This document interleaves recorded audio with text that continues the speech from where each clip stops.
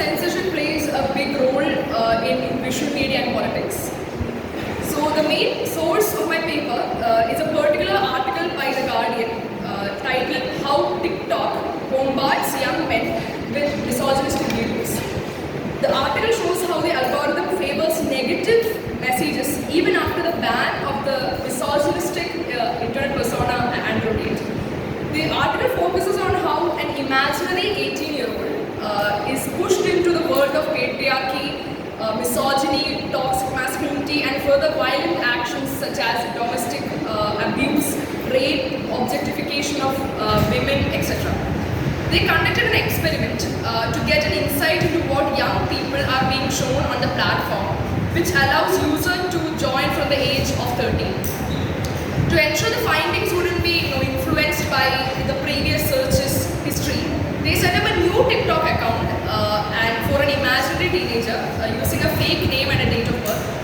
At first, the 18-year-old's account was shown as a mixture of materials including comedy clips, dog videos, and discussions about men's mental health.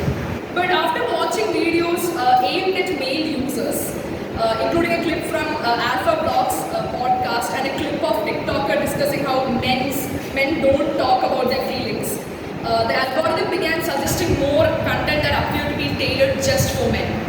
So without liking or searching for any content particularly, the suggestions include the videos of Andrew Tate, including one from the Gopika account using Tate's name and picture captioned "The Harsh Reality of Men," which appear to blame feminism for making men miserable, and adding that the majority of men have no money, no power, no sex from their own wives, and that their life sucks.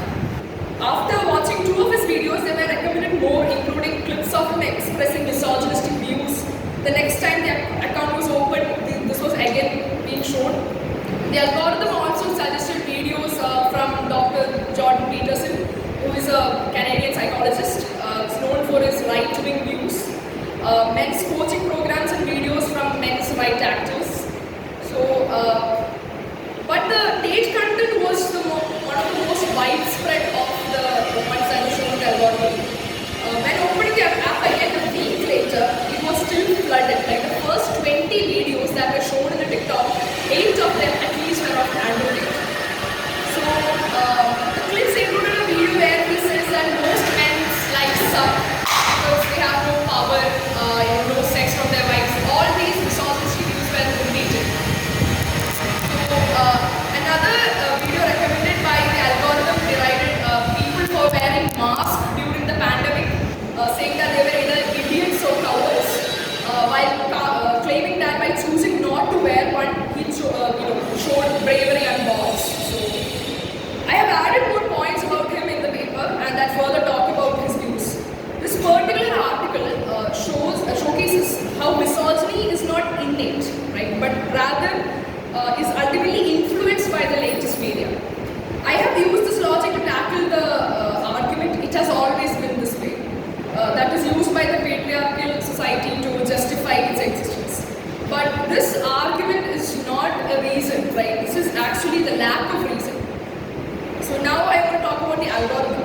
In today's digital age, algorithms have become an integral part of our lives.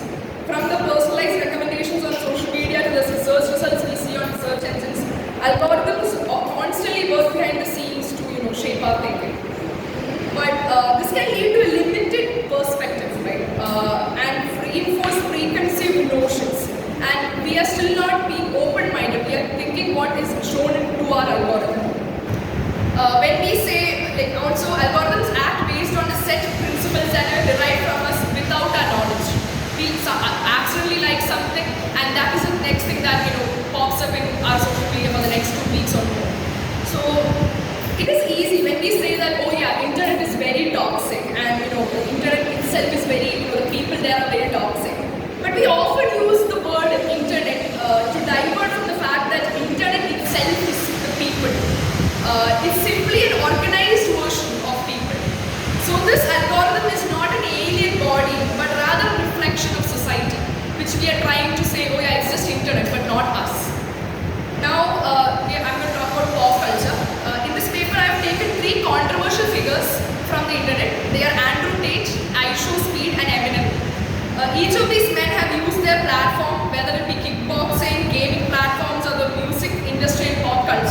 to enforce hateful ideologies about many minority groups, mainly women, and gain popularity.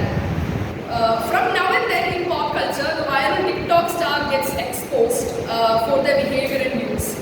This has become a norm in the internet and it's widely called the cancel culture and the act of cancelling someone. Cancel culture is an internet tactic that involves mass unfollowing an influencer in order to express a peaceful yet, peaceful defunding. Several pop culture figures have been the center of scrutiny and questionable behavior. It's true that the phenomenon of cancel culture has gained significant attention in the recent years. While cancel culture can be seen as an attempt to create this sense of accountability in the digital media, it is important to note that there are varying opinions on its effectiveness. Some argue that cancelling individuals denies the opportunity for growth and redemption. Like, just because you cancel someone doesn't mean that they're going to be a bad person forever. But while others believe that it serves as a necessary tool for holding people accountable.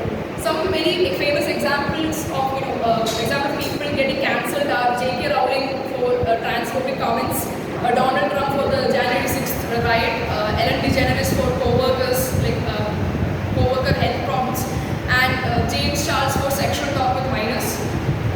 So these are global examples. In India, Indian examples of cancel culture are not always as effective, as a strong opposition against an influential figure is overlapped and classified under politics, and many do not wish to talk about politics. Yet it's still relevant in India, as many went against Karan Johar during the death of Sushant Singh Rajput was happening. We also shared the example of Padmavati. The incident is another example. Yet the ineffective part of cancellation is the unreliable nature of its future. One day one might be cancelled and the next day they might be forgiven. Right? So this nature does not go with people who are accused of serious offences, right? Such as abuse and other wrong behaviors. Their victims will find it hard to come to the surface because the uncertainty of the future, because some might one day. So I would like to conclude my entire paper by saying I want to talk about the relevancy of this. I have talked about these examples to shed light on the fact that the social media platforms does not support misogyny, but yet it doesn't not support the misogyny. So these personalities have openly expressed their controversial opinions, yet none of them has been deplatformed or cancelled enough. While showcasing of a female's bare chest is a sexual or not safe for work and more, it is heavily removed from the Instagram algorithm as fast as possible. Yet, misogyny is accepted more than a body. Right? Definitely, one can argue that these are just opinions. Misogyny is an opinion, but you can't send hate to someone just because they have a different opinion from you. Right? But ultimately, this proves how we condone misogyny. That can be how condone misogyny is reflected in the social media that they interact with.